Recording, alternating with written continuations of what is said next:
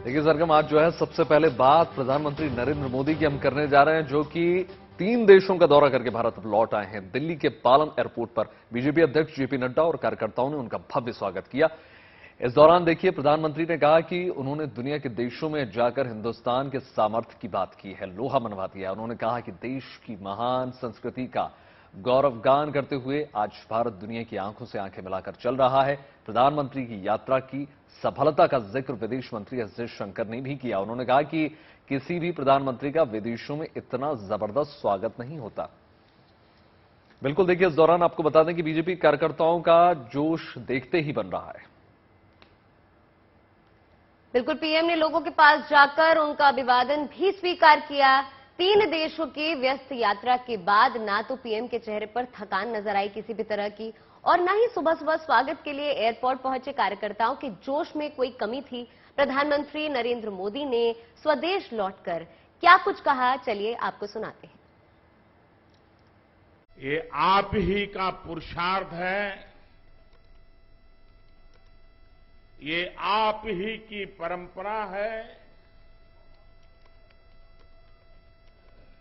मैं तो दुनिया में जाकर के सब आपके पराक्रमों के गीत गाता हूं। साथियों, ये यात्रा समय तो ज्यादा नहीं था यात्रा का, क्योंकि ट्रैवलिंग में भी टाइम जाता है, लेकिन जितना समय मुझे उपलब्ध था उसका पल पल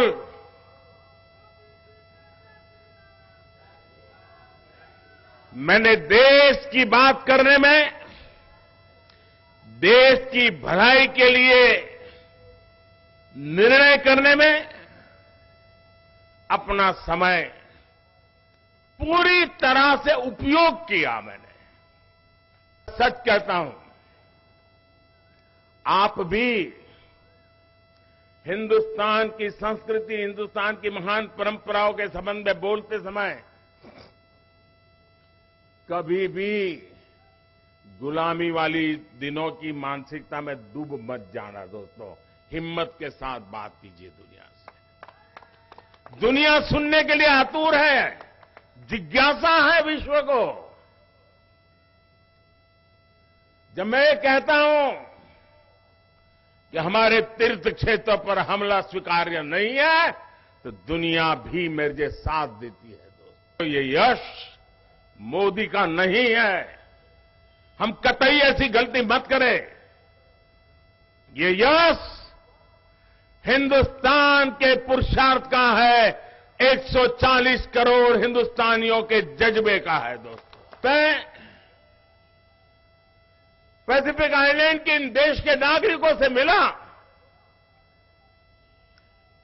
हर किसी की आंख में, वो चाहे ड्राइवर हो, होटल में काम करने वाला कोई व्यक्ति हो, चाहे सब समारोह के गेट पर खड़ा हुआ कोई व्यक्ति हो, चाहे सिक्योरिटी में काम करने वाला जवान हो, हर किसी की आंख में, जब हम उससे आंख मिलाते थे, वो भाषा तो नहीं जानता था, लेकिन उसकी आंखों से वो बताता था, और कभी कभी इशारा करके बताता था कि आपने वैक्सीन दिया ना, इसलिए हम जिंदा हैं। हम करुणा से प्रेरित लोग हैं, हम सद्भावना के लिए समर्पित लोग हैं, और इसी भाव को लेकर के विश्व में जहां भी बन पड़ता है हमने किया है। लेकिन साथियों, अब चुनौती बहुत बड़ी है, लेकिन चुनौतियों को चुनौती देना मेरे स्वभाव में है। इसी क्रम में आपको बता दें, प्रधानमंत्री नरेंद्र मोदी के साथ गए विदेश मंत्री एस जयशंकर ने एक किस्सा सुनाया। उन्होंने बताया कि कैसे दुनिया हमारे प्रधानमंत्री को देखती है। उन्होंने सिडनी दौरे का जिक्र करते हुए कहा कि प्रधानमंत्री मोदी को ऑस्ट्रेलिया के प्रधानमंत्री ने जो द बॉस कहा वो उनकी स्पीच का हिस्सा नहीं था, ये उनके मन से निकली हुई बात थी। ऑस्ट्रेलिया के प्रधानमंत्री ने मोदी जी को कहा दी बॉस।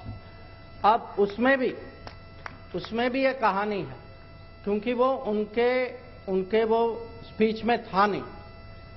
उन्होंने बाद में मुझे कहा कि मेरी अंदर की भावना थी और मुझे प्रकट करने का कहीं अंदर से दबाव था। 28 मई को देश इतिहास बनते हुए देखेगा। एक तरह से कहें तो देश नए दौर में प्रवेश करेगा। 28 मई यानी कि रविवार के दिन दुनिया के सबसे बड़े लोकतांत्रिक देश को लोकतंत्र का नया मंदिर मिल जाएगा। 28 मई को प्रधानमंत्री Narendra Modi central Vista project के तहत बनकर तैयार संसद भवन की नई बिल्डिंग का उद्घाटन करने जा रहे हैं। नए संसद के उद्घाटन के मौके पर ऐतिहासिक परंपरा पुनर्जीवित होगी। नए संसद में संगोल, जिसे राजदंड भी कहा जाता है, उसे स्थापित किया जाएगा। इस संगोल को संसद भवन में स्पीकर के पोडियम पर रखा जाना है। जिस दिन संगोल राष्ट्र को समर्पित होगा, उसी दिन तमिलनाडु से आए विद्वानों द्वारा संगोल प्रधानमंत्री नरेंद्र मोदी को दी जाएगी, जिसके बाद इसे संसद में परमानेंटली स्थापित कर दिया जाएगा। आपके सामने इस वक्त ये दो तस्वीरें हैं और ये तस्वीरें बता रही हैं कि कैसे देश 28 मई को ऐतिहासिक दिन का गवाह बनने जा रहा है।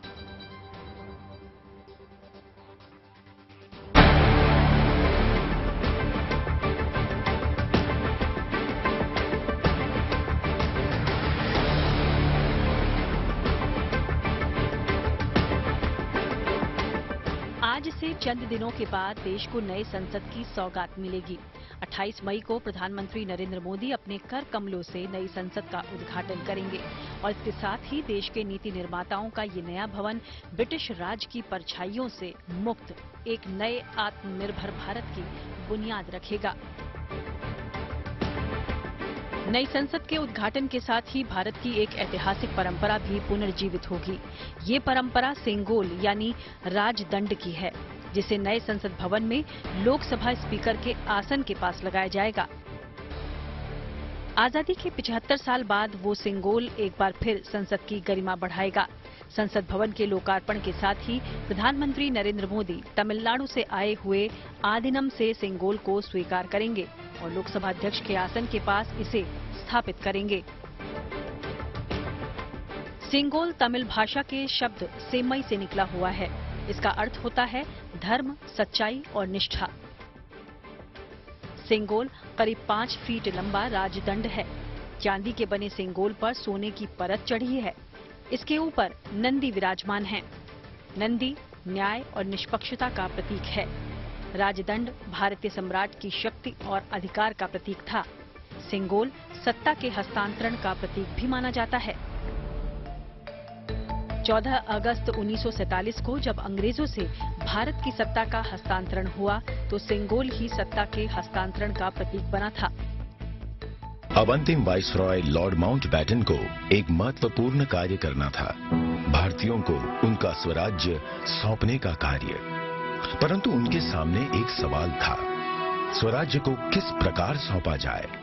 ऐसे में हाथ मिलाने की रस्म शायद ही काम आए, तो इस गौरवशाली क्षण के प्रतीक के रूप में कौन सी रस्म अपनाई जाए। उन्होंने पंडित जवाहरलाल नेहरू के सामने अपना ये सवाल रखा। ये एक उचित सवाल था जिसके बारे में विचार विमर्श की आवश्यकता थी। नेहरू जी ने ये प्रश्न जाने माने स्वतंत्रता सेनानी श्री सी राजगोपालाचारी के सामने रखा, जिन्हें राजा जी के नाम से जाना जाता था। सत्ता हस्तांतरण की प्रक्रिया को लेकर पूछे गए लॉर्ड माउंटबेटन के सवाल को नेहरू जी ने सी राजगोपालाचारी के सामने रखा। राजगोपालाचारी ने गहन विचार के बाद सेंगोल प्रक्रिया के बारे में बताया, जो कि चोल साम्राज्य के दौरान एक शासक से दूसरे शासक को सत्ता के हस्तांतरण के रूप में सौंपा जाता था। सेंगोल राजदंड चोल सम्राट की शक्ति और अधिकार का प्रतीक हुआ करता था। अब सत्ता हस्तांतरण के लिए उसी सेंगोल का इस्तेमाल किया जाना था। तमिलनाडु के तिरुवदुथुराई मठ के आधीनम पुजारियों ने सेंगोल बनाने का दायित्व स्वीकार किया। आधीनम ने मद्रास के मशहूर स्वर्णकार वुम्मीडी इथराजुलु को सिंगोल तैयार करने का काम सौंपा। सिंगोल बनाने के समय को याद करते हुए वुम्मीडी इथराजुलु कहते हैं, हम किसी की सिफारिश पर हमारे पास सेंगोल का निर्माण का न्योता लेकर आए थे। उन्होंने हमें इसके चित्र दिखाए। यह एक गोल लंबाकार वस्तु थी जिसे बिल्कुल वैसे ही बनाना था।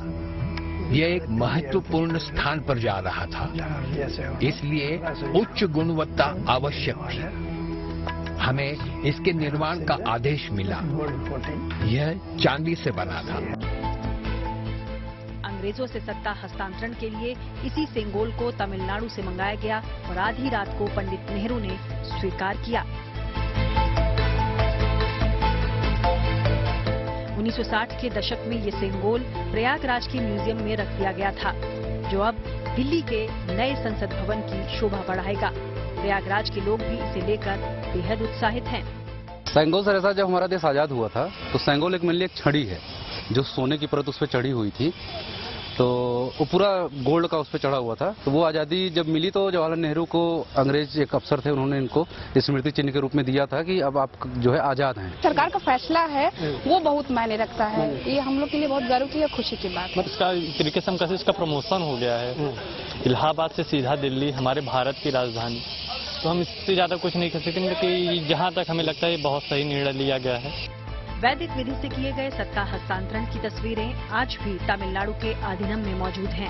ठीक इसी तरह का कार्यक्रम 28 मई को नई संसद के उद्घाटन के दिन पीएम मोदी के लिए आयोजित किया जाएगा।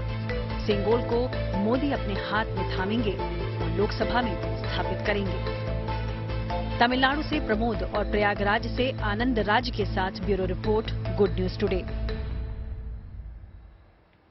बात कुछ और खबरों की हो जाए। देखिए, बात करेंगे रफ्तार की। लंबे इंतजार के बाद उत्तराखंड को भी वंदे भारत एक्सप्रेस की सौगात फाइनली मिल गई। प्रधानमंत्री नरेंद्र मोदी अब से कुछ ही देर में ट्रेन को वीडियो कॉन्फ्रेंसिंग के जरिए हरी झंडी दिखाने जा रहे हैं। इस मौके पर उत्तराखंड के मुख्यमंत्री पुष्कर सिंह धामी और केंद्रीय रेल मंत्री अश्विनी वैष्णव मौजूद रहेंगे। और इस रिपोर्ट में जानते हैं कि देहरादून से दिल्ली चलने वाली इस वंदे भारत एक्सप्रेस के बारे में वो तमाम जानकारी जो आपके लिए अहम है।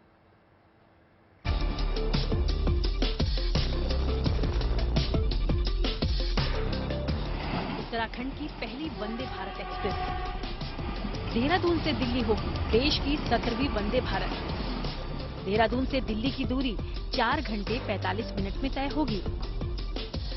यूपी के रेल यात्रियों को भी फायदा होगा। देहरादून से दिल्ली रेल सेवा को विस्तार देते हुए 23 मई को वंदे भारत एक्सप्रेस का सफल ट्रायल हुआ। ये ट्रेन 29 मई से नियमित रूप से चलने लगेगी। इस ट्रेन का सफर देहरादून से दिल्ली के आनंद विहार टर्मिनल तक है। अपने शहर में वंदे भारत ट्रेन सेवा शुरू होने की खबर देहरादून के लोगों को खुश कर दे रही। उनका कहना है कि इस ट्रेन के चलने से समय की बचत तो होगी ही, लेकिन हम चाहते हैं कि ऐसी और ट्रेन सेवा यहाँ आनी चाहिए। भारत ट्रेन ऐसा है कि जो कम स्पीड में, इसकी स्पीड इतनी है कि हमें कम ड्यूरेशन में दिल्ली पहुंचा जा सकता है देहरादून से। और इंटीरियर वाइज भी बहुत औसम है ये ट्रेन। अभी अंदर गई थी तो मैंने सीट वगैरह भी देखी, काफी कंफर्टेबल है। खुशी तो बहुत है, बहुत अच्छी मतलब ट्रेन है। पहली बार हम लोग यहाँ पे ऐसी ट्रेन आई है, पहली बार देख रहे हैं इसको। बाकी हम ये चाहते हैं ऐसी ट्रेनें और भी यहाँ पे चलें। तो अभी हमें इसका एक्सपीरियंस बहुत अच्छा लगा जितना भी देखा है। बाकी जब इसमें बैठेंगे तो बाकी तब पता चलेगा। ट्रेन का किराया भी जल्द निर्धारित किया जाएगा। वैसे बताया जा रहा है कि देहरादून दिल्ली वंदे भारत एक्सप्रेस ट्रेन का किराया शताब्दी एक्सप्रेस से 1.2 से 1.3% ज्यादा हो सकता है। इस ट्रेन के शुरू होने से देहरादून और दिल्ली के बीच का सफर और कम हो जाएगा। देहरादून से दिल्ली के बीच की दूरी को 4 घंटे 45 मिनट में ये ट्रेन तय करेगी। इस दौरान ट्रेन के सिर्फ 5 स्टॉपेज होंगे। इनमें हरिद्वार, रुड़की, सहारनपुर, मुजफ्फरनगर और मेरठ शामिल हैं। खबरों के मुताबिक वंदे भारत देहरादून से सुबह 7 बजे चलकर आनंद विहार रेलवे स्टेशन पर सुबह 11:45 पर पहुंचेगी। इस ट्रेन की सेवा हफ्ते में बुधवार को छोड़कर बाकी 6 दिन मिलेगी। वंदे भारत ट्रेन की औसत रफ्तार 63.41 तय की गई है। इसके अलावा अधिकतम रफ्तार 110 किलोमीटर प्रति घंटा होगी। दिल्ली देहरादून वंदे भारत के बाद उत्तराखंड में टूरिज्म को और ज्यादा बढ़ावा मिलने की उम्मीद है। इससे लोगों के दिल्ली से हरिद्वार, मसूरी और ऋषिकेश जाने आने में और भी सहूलियत मिलेंगी। भारतीय रेलवे पूरे देश को वंदे भारत एक्सप्रेस सेवा देने पर लगातार काम कर रहा है। बता दें कि उत्तराखंड की ये पहली, दिल्ली की छठी और देश की 17वीं वंदे भारत ट्रेन होगी। देहरादून से सागर शर्मा के साथ bureau report, good news today. तो उत्तराखंड को वंदे भारत का तोहफा मिलने जा रहा है। खैर, अब रुख करते हैं देश की आर्थिक राजधानी कही जाने वाली मुंबई का। प्रधानमंत्री नरेंद्र मोदी का बहुचर्चित project Mumbai Trans Harbour Link bridge लगभग बनकर तैयार है। एक दिन पहले महाराष्ट्र के मुख्यमंत्री एकनाथ शिंदे और डिप्टी सीएम देवेंद्र फडणवीस ने इस ब्रिज का निरीक्षण किया। चलिए आपको मुंबई वासियों के लिए बनाए गए इस पुल की कुछ खासियतों से रूबरू करवाते हैं।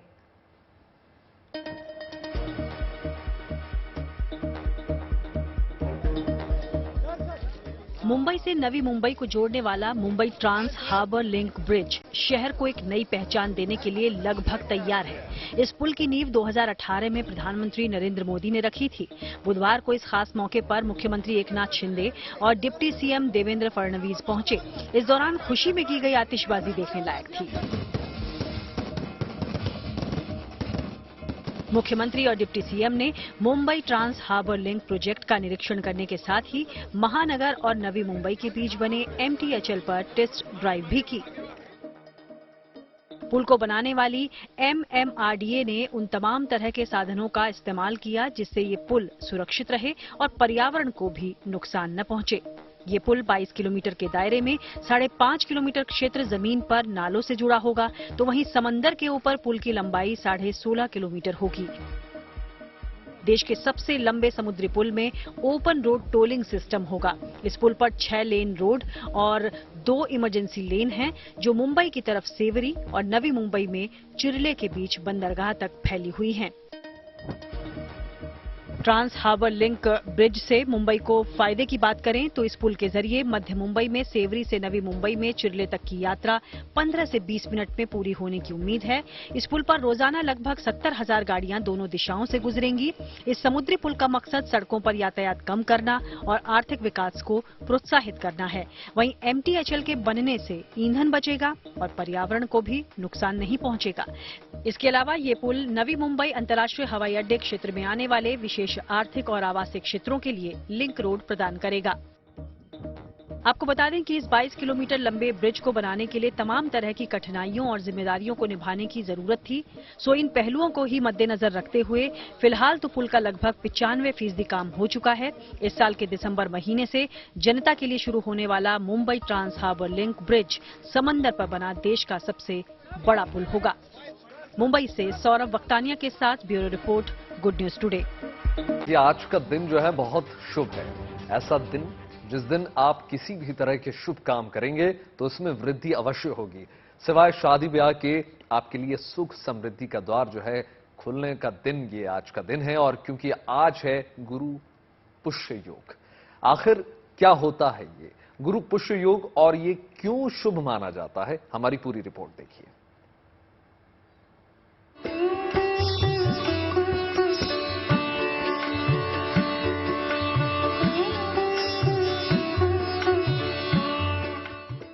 आप अगर कोई शुभ कार्य करने की सोच रहे हैं तो उस लिहाज से आज का दिन इसके लिए बहुत ही अच्छा है। जमीन जायदाद या घर खरीदने, गृह प्रवेश से लेकर घर की नींव रखने तक की योजना हो, सोना चांदी खरीदना हो, नया बिजनेस शुरू करना हो, फैक्ट्री चलाना या किसी के साथ कोई कॉन्ट्रैक्ट साइन करना, धन निवेश करने का इरादा हो या पठन पाठन से जुड़ा काम करना, हर तरह से आज का दिन बहुत शुभ है, क्योंकि आज गुरु पुष्य योग का संयोग आपके साथ है। आज 5 शुभ योग का संयोग एक साथ है। गुरु पुष्य योग के साथ ही वृद्धि योग, सर्वार्थ सिद्धि योग, अमृत सिद्धि योग और रवि योग का संयोग। गुरुवार के दिन जब पुष्य नक्षत्र होता है तब ये दुर्लभ गुरु पुष्य योग बनता है, जो बड़ा शुभ फलदायी माना जाता है। मान्यता है कि आज जो भी शुभ काम आप करेंगे उसकी कई गुना वृद्धि होगी। विवाह को छोड़कर आप आज सभी शुभ कार्य कर सकते हैं। धार्मिक मान्यताओं के मुताबिक गुरु पुष्य योग की अवधि में पूजा पाठ और खरीदारी से साधक को विशेष लाभ मिलता है। बता दें कि गुरु पुष्य नक्षत्र योग का शुभारंभ सुबह 5:26 पर हो चुका है, जो शाम 5:54 तक रहेगा। इस दौरान आप शादी ब्याह के अलावा जो भी शुभ कार्य करेंगे वो खूब फलदायी होगा। गुरु पुष्य नक्षत्र में देवी देवताओं की उपासना और मंत्र के जाप को बहुत ही अहम माना जाता है। मान्यता है कि ऐसा करने से जीवन में आ रही सभी समस्याएं दूर हो जाती हैं और साधकों को मां लक्ष्मी और देव गुरु बृहस्पति का आशीर्वाद मिलता है। Bureau report, good news today.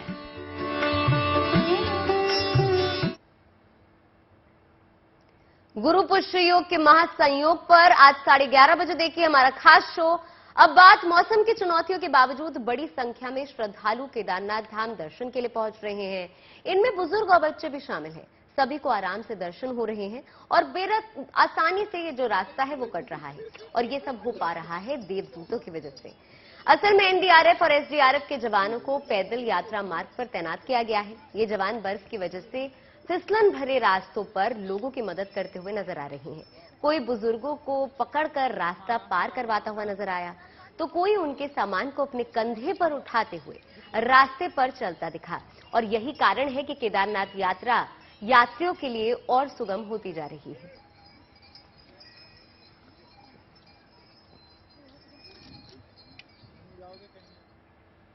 देखिए, इसी क्रम में बता दें, बुजुर्गों और बच्चों की मदद के लिए एनडीआरएफ और एसडीआरएफ की ये जवान जो है हमेशा मुस्तैद रहते हैं।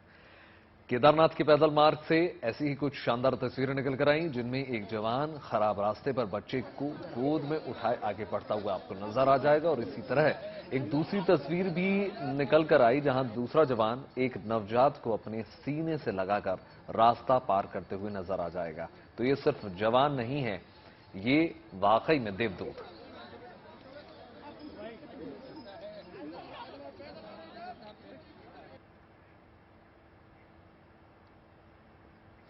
अपने सिडनी दौरे पर जब प्रधानमंत्री नरेंद्र मोदी ने भाषण दिया तो लखनऊ की चाट की खासियत तो वो बता ही रहे थे, लेकिन इस दौरान उन्होंने जयपुर की जलेबी का भी जिक्र किया तो भारत में जैसे खलबली सी मच गई। लोग जयपुर की उस खास जलेबी को सर्च करने में लग गए। सभी के मन में ये जिज्ञासा थी कि आखिर ऐसी क्या खासियत है जयपुर की जलेबी में। तो चलिए अब आपको लिए चलते हैं जयपुर की स्वीट शॉप पर, जहां की जलेबी का हर कोई दीवाना है। हैरिस पार्क में चटकाट की चाट,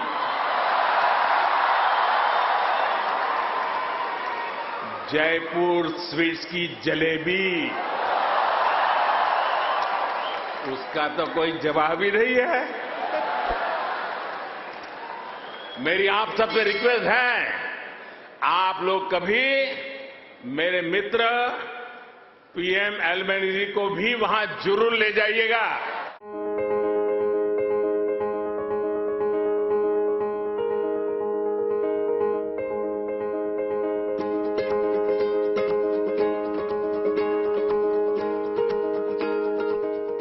सिडनी में प्रधानमंत्री मोदी को जयपुर की जलेबी याद आई तो हर कोई इस जलेबी को सर्च करने लगा। इसमें कोई दो राय नहीं कि जयपुर की जलेबी की मिठास आज देश विदेश तक घुल रही है। तभी तो प्रधानमंत्री मोदी ने सिडनी में भारतीय समुदाय को संबोधित करते हुए जयपुर स्वीट्स की जलेबी को याद किया। उन्होंने कहा कि एक बार इसका स्वाद ऑस्ट्रेलियाई प्रधानमंत्री को भी जरूर चखना चाहिए। अब आप सोच रहे होंगे कि भाई ऐसी कैसी ये जलेबी है जिसकी मिठास 7 समंदर पार पीएम मोदी ने याद की। तो बता दें कि जयपुर की जलेबी कई मायनों में खास यूं भी हो जाती है क्योंकि ये बाकी जगहों पर बनने वाली जलेबी से कुछ अलहदा है। इसका रंग गहरा केसरिया होता है, साथ ही ये बेहतर क्रिस्पी होती है। यही वजह है कि जयपुर की हर छोटी मोटी गलियों में भी थड़ी ठेलों से लेकर स्वीट शॉप पर जलेबी चाशनी में घुलती हुई दिखी जाएगी। और इसके साथ ही केसर, पिस्ता, बादाम, इलायची डालकर पकाया गया गर्म दूध जयपुर की इस रसीली जलेबी का मजा कई गुना बढ़ा देता है। तो अब आप समझ गए होंगे कि जयपुर की जलेबी आखिर इतनी खास क्यों है, जिसका जिक्र प्रधानमंत्री मोदी ने अपने भाषण में किया। तो अगर कभी गुलाबी नगरी जयपुर आने का आपको मौका मिले तो केसर या जलेबी जरूर चखें। जयपुर से विशाल शर्मा के साथ bureau report, good news today. देखिए, मुंह की मिठास तो आपकी बढ़ गई होगी, लेकिन बात कुछ और खबरों की होगी। अब मौसम के मिजाज की बात कर ली जाए। देखिए, वेस्टर्न डिस्टर्बेंस का असर कई इलाकों में अब दिखने लगा है। अगले 2 से 3 दिन गर्मी से हम सभी को राहत मिलेगी। देश के कई राज्यों में आंधी बारिश की संभावना जताई गई है, तो वहीं मौसम विभाग ने ऊंचाई वाले पहाड़ी इलाकों में बर्फबारी की भी आशंका जताई है।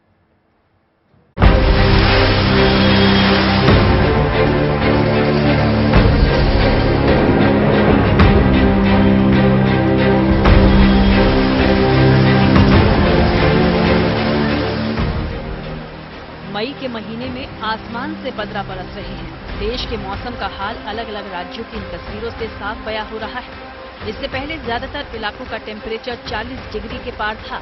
ऊपर से हीट वेव हलकान कर रही थी।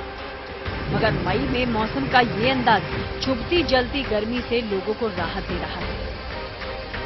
हालांकि आंधी बारिश और पहाड़ों में बर्फबारी के साथ मौसम विभाग का अनुमान है कि वेस्टर्न डिस्टर्बेंस के चलते 2-3 दिन मौसम का ऐसा मिजाज बना रह सकता है। जम्मू कश्मीर, हिमाचल प्रदेश, उत्तराखंड, वहाँ भी बारिश हो रहा है और उसके साथ साथ प्लेन में भी हुआ है। तो ज्यादा जो इनकी जो इम्पैक्ट रहा पंजाब और हरियाणा में है। दिल्ली में थोड़ा डस्ट आया था, डस्ट राइजिंग विंड कल, क्लाउड भी बन रहा है और तापमान जो है वो फॉल है। और अभी जो हमारा मेनली ऑरेंज वार्निंग है, तो मेनली जो ओले गिरने का है और जो विंड होता है, जो गस्टी विंड, और उसके साथ थंडरस्टॉर्म, डस्टॉर्म जो राजस्थान के लिए है, और बाकी जो पंजाब, हरियाणा, चंडीगढ़, दिल्ली और जो उत्तर प्रदेश है, उसके लिए भी वार्निंग है। थंडरस्टॉर्म का है और गस्टी विंड का है और हेलस्टॉर्म का भी है। दिल्ली एनसीआर में भी आसमान पर बादलों की गड़गड़ाहट सुनाई दी। चिलचिलाती गर्मी से राहत मिली, मौसम सुहाना हुआ तो कई लोग इंडिया गेट पहुंच गए। मौसम विभाग की माने तो 23 मई से 26 मई तक मौसम ऐसे ही सुहाना रहने वाला है और इसकी वजह है वेस्टर्न डिस्टर्बेंस। अब चाहे वेस्टर्न डिस्टर्बेंस इसकी वजह हो, लेकिन इसने लोगों के चेहरे पर मुस्कान जरूर ला दी है, क्योंकि बीते कई दिनों से दिल्ली एनसीआर वाले चिलचिलाती गर्मी से काफी परेशान थे। आलम यह था कि तापमान 43-45 डिग्री तक जा पहुंचा था, लेकिन अब जब तापमान में गिरावट हुई है तो लोग भी घरों से बाहर आने लगे हैं। बता दें कि उत्तराखंड के ज्यादातर इलाकों में भी घने काले बादल छाए रहे। कहीं कहीं आंधी के साथ बारिश और ओलाबारी भी हुई। आशंका है कि इस बदले बदले मौसम का असर चारधाम यात्रा पर पड़ सकता है। मौसम विभाग का पूर्वानुमान एक बार फिर से सच साबित हो रहा है। मौसम विभाग ने आने वाले 2 दिनों तक भारी बारिश का अनुमान जताया है। ऐसे में इस समय चमोली जनपद में, जहां पे बद्रीनाथ और हेमकुंड साहिब की यात्रा चल रही है, मूसलाधार बारिश शुरू हो गई है। हालांकि इस समय यात्रा अपने पूरे चरम पर है, क्योंकि पिछले सप्ताह भारी बारिश और बर्फबारी के चलते यात्रा में जबरदस्त असर देखने को मिला। वहीं एक बार फिर से जो मौसम विभाग का अलर्ट आने से आने वाले दिनों में देखना होगा यात्रा पर क्या असर होगा। कुछ ऐसा ही हाल हिमाचल प्रदेश में भी दिखा। यहाँ भी मंडी समेत राज्य के कई इलाकों में बारिश के साथ ओले बरसे। दिन में रात का अंधेरा सा हो गया। राजस्थान में आंधी और बारिश का दौर रहा। सड़कें पानी से लबालब हो गई। सीकर, फतेहपुर, जयपुर में मौसम खुशगवार है। बारिश बिहार और महाराष्ट्र में भी हो रही है। दरभंगा हो या हिंगोली, बदरा जमकर बरसे।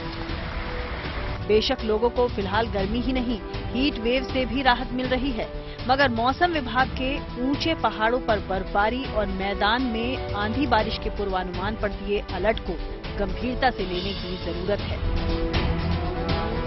दिल्ली से नीतू झा, चमोली से कमल नयन सिलोड़ी, मंडी से परी शर्मा और महाराष्ट्र से पंकज खेरकर के साथ bureau report, good news today. देखिए, हॉल ऑफ कमरों के अंदर तो आपने कई लाइब्रेरी देखी होगी, लेकिन गुजरात के नवसारी में ओपन लाइब्रेरी बनकर तैयार की गई है। ये लाइब्रेरी हरियाली के बीच खोली गई है, जहां छोटे छोटे कुटीर बनाए गए हैं। इसमें बैठकर छात्र पढ़ाई कर सकते हैं। प्रतियोगी परीक्षाओं की तैयारी करने वाले कई छात्र इन कुटीर में बैठे हुए नजर आपको आ जाएंगे। यहाँ आम के पेड़ों के नीचे और चीकू के बाग में भी पढ़ाई होती है। कुदरती एहसास और पक्षियों की चहचहाहट से माहौल हमेशा ही खुशनुमा बना रहता है। बीच बीच में ताजी हवा का झोंका भी छात्रों को तरोताजा कर जाता है। इस लाइब्रेरी में ओपन जिम भी तैयार किया गया है और इसके साथ ही ओपन थिएटर भी है, जहां छात्रों को अपना हुनर दिखाने का मौका भी मिलता है।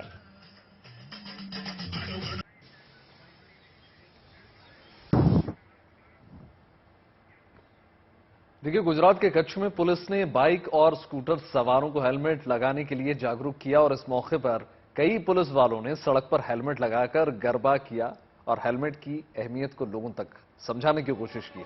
वर्दी पहने और हेलमेट लगाए पुलिस वालों को गरबा करता देखकर पब्लिक भी उनके साथ गरबा करने लगी। काफी देर तक देखिए बीच सड़क पर यह कार्यक्रम लगातार चलता रहा। रैली में हेलमेट जागरूकता के लिए झांकियां भी तमाम निकाली गई और टू व्हीलर चलाने वालों के लिए हेलमेट क्यों जरूरी है इस बारे में ज्यादा से ज्यादा लोगों को जागरूक कराया गया। इस जागरूकता अभियान को सफल बनाने के लिए हरी झंडी दिखाई गई और गाड़ियों को फिर जाकर रवाना किया गया। लेकिन उससे पहले यह समझा दिया गया कि हेलमेट से आपकी जान बच सकती है।